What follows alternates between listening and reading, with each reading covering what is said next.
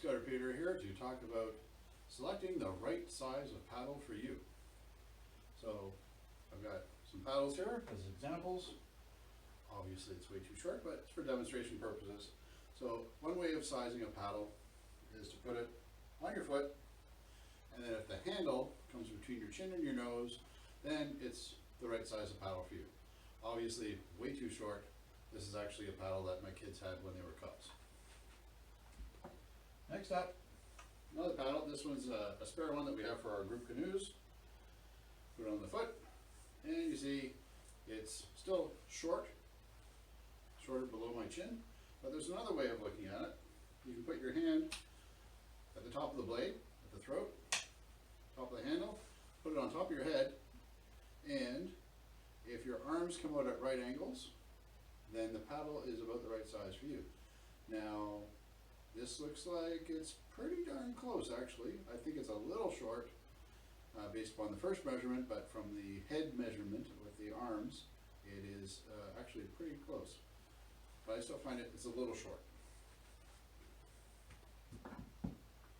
Here's my paddle. Once again, technique on the foot, and it's just above my chin height. So it's looking good from that measurement standpoint. Hand on the top of the paddle, top of the blade, and hand on the handle.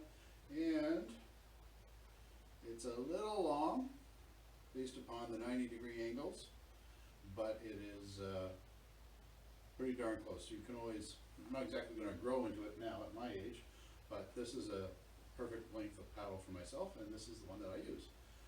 My son's is actually longer than this now because he is now taller than me. So hopefully that'll help you pick the right paddle. Now there's different types of blades that you can get. This is the standard beaver tail, and this one's a little bit obviously more rectangular.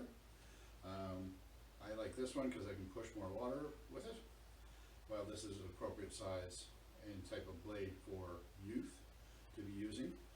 And I know another scouter who's got a blade that's even bigger than this. We call it the pizza flipper, and it is actually rather large. So this is a really good size for myself.